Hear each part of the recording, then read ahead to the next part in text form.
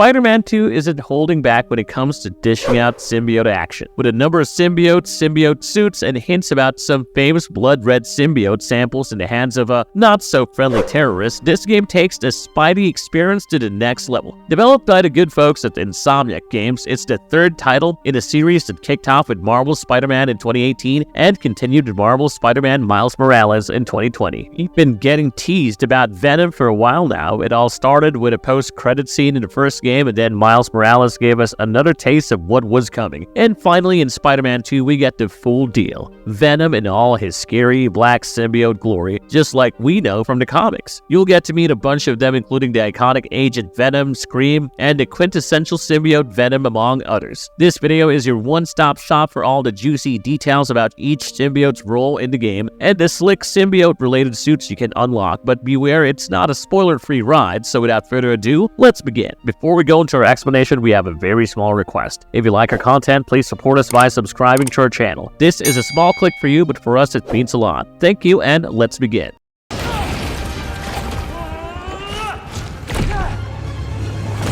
Agent Venom. In the opening act, Harry reveals the secret behind his temporary cure for a terminal genetic disease. Well, it was the familiar black symbiote. While the comic lore introduces war veteran Flash Thompson as Agent Venom, Insomniac's Spider-Man 2 takes a different route, casting Harry Osborn in his role. Under the symbiote's influence, Harry experiences a brief respite from his illness and assumes the mantle of a vigilante inspired by Spider-Man. By this point, both Harry and Peter knew of each other's superpowers. In fact, Harry was a bit too excited about serving as a superhero. However, this alliance proves fleeting as Venom ultimately double-crosses Harry during a fight sequence against Kraven and the Lizard. Peter gets mortally wounded. He would have died had it not been for Symbiote and its choice to gravitate toward a dying Peter, essentially leaving Harry to grapple with his deteriorating health, which left him crawling toward his deathbed. Nevertheless, Harry Osborn as the vigilante Agent Venom did a great job, but he was still unable to use his full potential because he did not fully understand Venom just yet.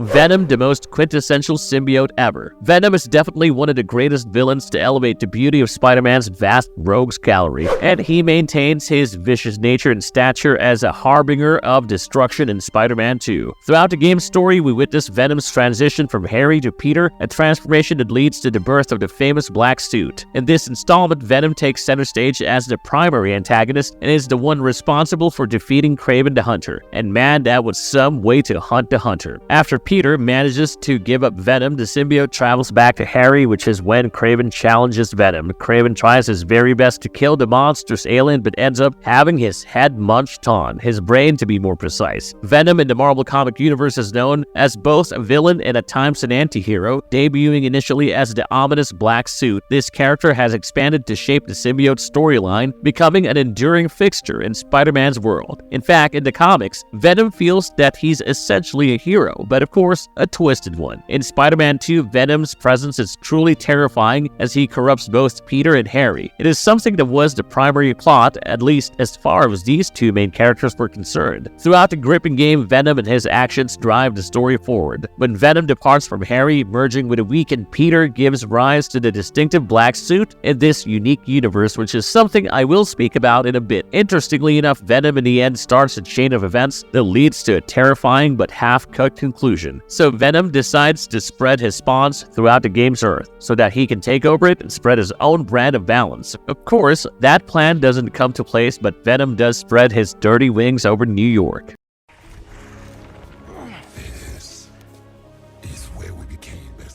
Boss Venom. So Venom's boss mode actually has 4 phases. In phase 1, players confront Venom as Peter Parker in the anti-Venom suit, and they engage in what can only be described as straightforward combat. As Venom's health depletes, the battle intensifies with new attack patterns and symbiote mouths appearing. Phase 2 adds symbiote minions into the mix, complicating the battle. Venom sports a symbiote barrier that requires players to use sound and anti-Venom powers to weaken. When Venom's defenses are down, a brief interaction sequence shows Peter using the anti-Venom suit to deal substantial damage to the boss. This transitions the fight back to Phase 1 dynamics. The cycle continues until Venom's health depletes to 0 and advances to Phase 3. In Phase 3, Venom undergoes a dramatic transformation, sprouting enormous wings that enable him to fly while pursuing Miles and MJ. Interestingly, it falls to Miles to confront the empowered Venom.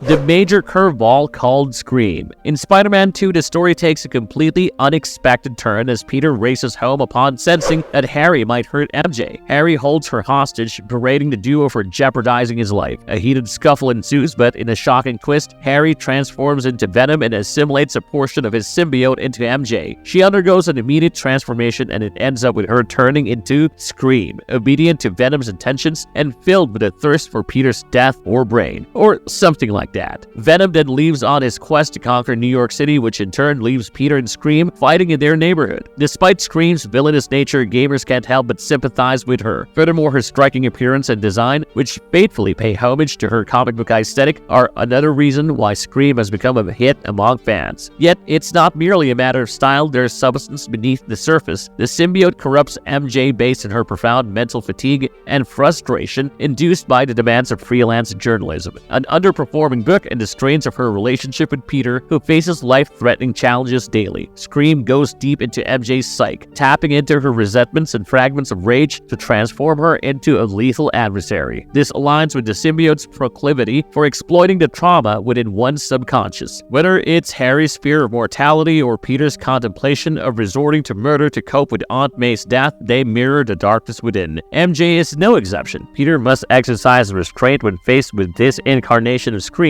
who now seeks to harm him. After all, MJ is not just his love, but also the soulmate he aspires to marry. Consequently, the gameplay challenges players to improvise and use their surroundings to gain the upper hand. The battle takes place in 5 phases, requiring Spider-Man to evade Scream's tendrils, spikes, and formidable hair-based attacks and slams. MJ eventually separates from the symbiote amid the cacophony, causing it to disintegrate. Peter breathes a sigh of relief, recognizing that there might be a way to save Harry in Spider-Man 2's conclusion. This newfound hope emboldens him, affirming his commitment to believe in a brighter future. MJ, too, retains her faith, and together they realize that extracting the entity is the right course of action, rather than destroying Venom entirely. It aligns with the values of Uncle Ben and Aunt May, who regarded Harry as a brother to Peter.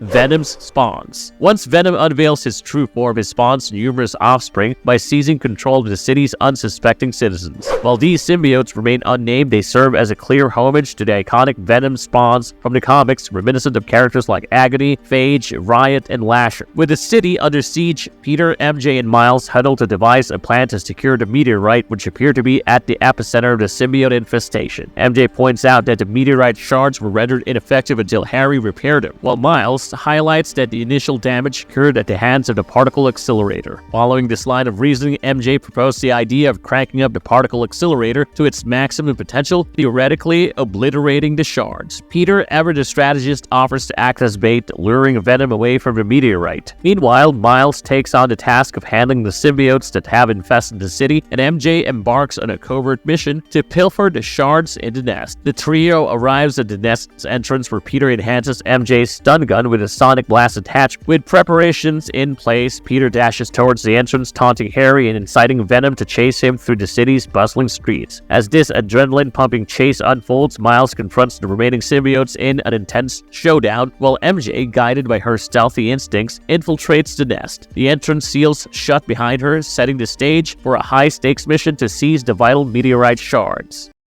Symbiote suits. Black suit. The Spider-Man 2099 black suit, which first appeared in the Spider-Man 2099 #1, makes a return from Marvel's Spider-Man 2018. In a pivotal moment during the Good Men mission of the main storyline, Harry Osborn's Venom symbiote combines with Peter Parker. This union results in a costume transformation, manifesting as a variation of the iconic black suit initially introduced in the 1980s Secret Wars comic art. The symbiote grants Peter a considerable boost in powers and capabilities, making him notably stronger and faster. However, this comes at a price, as it also intensifies his aggression while corrupting his very being. Insomniac's take on the suit is notably textured, incorporating alien-like elements reminiscent of H.R. Geiger's style, imbuing the suit with an otherworldly and living feel.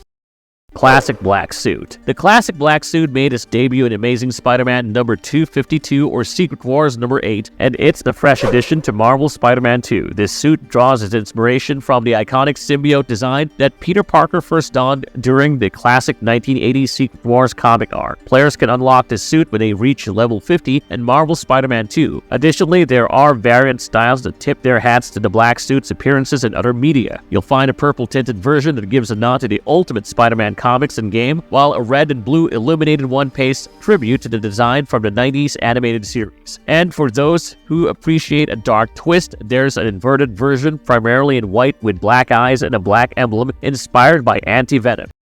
Symbiote suit. Initially, the black suit can only temporarily take on the symbiote suit appearance when Peter activates the symbiote surge ability, enhancing his attacks. However, after contact with a meteorite the Venom symbiote originates from, the suit permanently assumes this form. This corrupts Peter's mind and strains his relationships, particularly with his friends and remaining family due to Harry's deteriorating health without the suit. The prolonged use of the symbiote, as feared by Connors, results in it leaving fragments within previous hosts, causing addiction to the suit.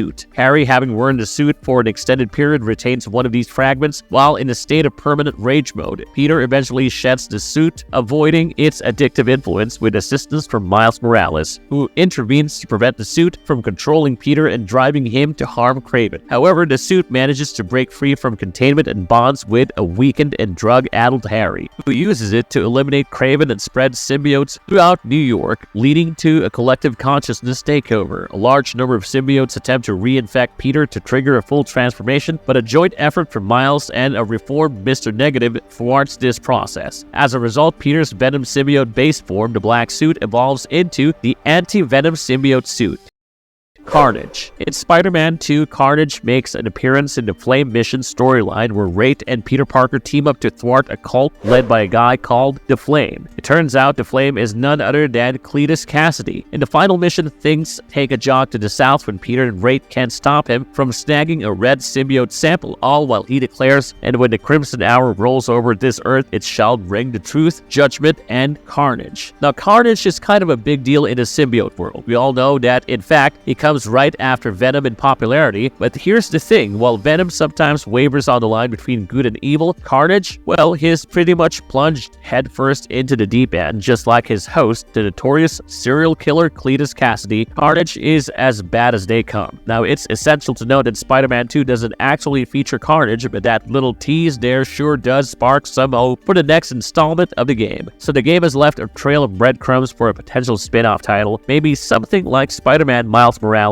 where we might get to see Venom take on a more central and playable role. This is kind of how it started with Venom. I mean, he was just teased in the first game. So yeah, I can't really wait to see the awesomeness and carnage that Carnage would bring with him. If you liked our content, don't forget to leave a like and subscribe to us if you haven't already. Have a good one and be safe. Thanks, everyone.